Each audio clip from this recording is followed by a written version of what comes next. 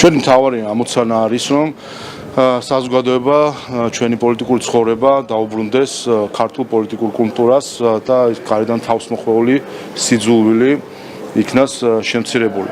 მიზანი არის ის, რომ საზოგადოებას ჰქონდეს შესაძლებლობა იყოს საღი საზოგადოებრივი თუ პოლიტიკური დისკუსიის მონაწილე.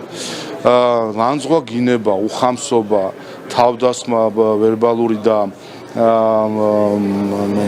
შეურაცხყოფა არის ის, რაც ხელს უშლის და ხელს უშლის საზოგადოებრივ თუ პოლიტიკურ დისკუსიას და მსჯელობას და არის ბარიერი ამგვარი მსჯელობისთვის. ამიტომ მნიშვნელოვანია, რომ ეს გარედან თავს აშენებული ბარიერი მოიცილოს ქართულმა საზოგადოებამ და დაუბრუნდეს იმ დისკუსიის კულტურას, რომელიც ქართულ საზოგადოებას ახასიათებს. და ჩვენ ნახეთ, ვინც ეწინააღმდეგება ამ გზას, პირველები ესენი არიან უცხოეთთან დაფინანსებული NGO-ები და უცხოური პოლიტიკური აგენტურა საქართველოში, რომელიც დემონსტრაციულად ასე ვთქვათ, ეწინააღმდეგება იმას, რომ ლანძღვაგინება და უხამსობა არ იყოს საზოგადოებრივ დისკუსიაში, იმუქრებიან სარჩელებით და ასე შემდეგ. რაც კიდევ ერთხელ ხაზს უსვამს, თუ ვინ იყო შემომტანი აი ამ უხამსი ლანძღვაგინებაზე დამკვიდრებული პოლიტიკური დისკუსიისა საქართველოში. საქართველოში ეს არის მთლიანად გარედან თავსმოხვეული და დაფინანსებული მიდგომები, რომელიც აუცილებელია კიდევ ერთხელ ჩვენ მოვიცილოთ. ბატონო შალვა, გითხავთ, რომ გუშინ გაიმართა ქართული ოცნების ახალგაზრდული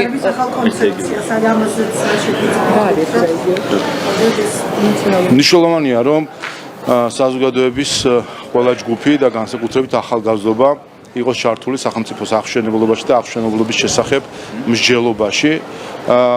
ჩვენი ახალგაზრდობა ძალიან კარგად ხედავს თუ რა მნიშვნელობა აქვს ქვეყნის მშვიდ და სტაბილურ განვითარებას იმისთვის, რომ მაშინ, როდესაც მოვა მათი დრო ხელისუფლებაში ყოფნისა, საქართველოს ჰქონდეს არა იგივე გამოწვევები, რაც ვისი გადაბარებაც მოუწია მრავალ თაობას ხელისუფლებაში ყოფნისას, არამედ იყოს იმ წერტილზე, როდესაც უკვე შეეძლებათ ახალი ეტაპის დაწყება საქართველოს განვითარებაში და არა ძველი პრობლემების მოგვარებაზე ფიქრი. ასე რომ მნიშვნელოვანია, რომ ახალგაზრდობა დღეიდანვე ჩართული იყოს ყველა ამ დისკუსიაში და მინდა მადლობა გადაუხადო ქართული ოცნების ახალგაზრდულ ორგანიზაციას, რომელიც ასე ინტენსიურად და რაც თავარია ღიად ყოველგვარი დახურული თემების თუ დახურული საკითხების გარეშე შევიდა ამ დისკუსიაში, დაპატიჟა და მოიწვია ყველა ვინც კი მზად იყო, რომ და ვისაც ინტერესი ჰქონდა და იყო მზად, რომ საღი დისკუსიის ნაწილი ყოფილიყო და ნახეთ ჩვენ ვაკვირდებოდით თუ რამდენად დიდი იყო ინტერესი ახალგაზრდულ ქვეყნის მასშტაბით ახალგაზრდობისა ამ ღონისძიების მიმართ, ამიტომ ეს კარგი საფუძველი იყო იმისთვის, რომ ჩვენი ახალგაზრდობა იყოს ინტენსიურად ჩართული პოლიტიკურ თუ საზოგადოებრივ დებატებში. ნაციონალური მოძრაობა აცხადებს პარტიის ორგანიზაციული განვითარების ახალ კომისიას, აი ამას ციფრული სისტემების მოხალისეების გაფართოებაზე მნიშვნელობა არ აქვს აგენტურულ ჯგუფებს ახალ მობილურ ტელეფონს უყიდიან თუ აპლიკაციას დაუმონტაჟებენ, არსი არ იცვლება ამ ჯგუფების აგენტურა არის აგენტურა. პრობლემა არა იმაში არის, რომ ცუდი ტელეფონი აქვს ან აპლიკაცია არ უარგათ და სხვა ასეთი ტექნოლოგიური გადაწყვეტები. პრობლემა არის ფილოსოფიაში.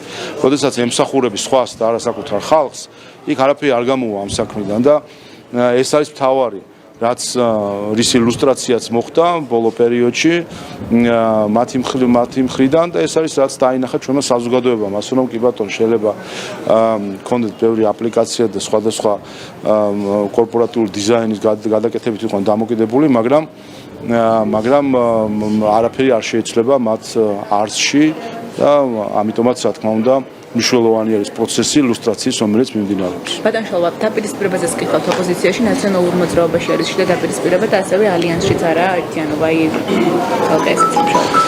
ხომარასაც ვაიმის გასწრის. კიდევ ერთხელ აგენტურის ბრძოლის მთავარი мотиваცია არის თავის მოწონება მისთვის დავალებების მიმცემისთვის. ეს არის მთავარი კონფლიქტის საფუძველი, რაც კი არსებობს დღეს ამ აგენტურულ ჯგუფებში. ასე რომ ამას უნდა დავაკვირდეთ კიდევ ერთხელ ერთმანეთის მხილებას, ერთმანეთის დაჭმას. ჩვენთვის ეს მხოლოდ სასიამოვნო საყურებელია, იმიტომ რომ ყოველთვის ჩვენს ისტორიაში, როდესაც უცხო ქვეყნების ინტერესების გამტარებლების მხილების პროცესი იყო, ყოველთვის ეს იყო მნიშვნელოვანი საწინდარი ქვეყნის გაძლიერებისა, ამიტომ ჩვენ თუნდაც ამას ვაკვირდებით დღეს ამ აგენტურულ ოპოზიციაში, რომ ხდება ლუსტრაცია მთლიანად მათი ქსელებისა თუ როგორ მუშაობს გარედან დაკვეთა პოლიტიკური თემებისა ქვეყნის შიგნით ასარებად. მადლობა.